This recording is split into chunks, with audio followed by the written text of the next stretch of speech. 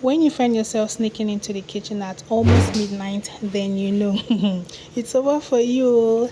Don't say I didn't warn ya. But anyways, I'm not one to deprive myself once the craving kicks in. So here is how I make my 5 minutes microwave mug cake. In a mug, I combine melted butter, milk, vanilla extract, sugar, baking powder, and flour.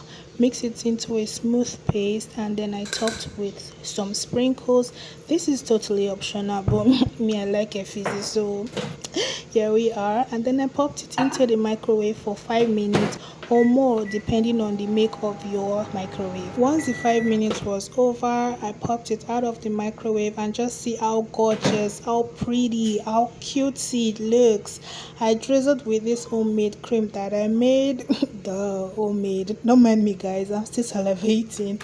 And then I topped with these fab chocolate cookies for some texture. And guys, this was super buttery, so moist, so delicious, super sinful.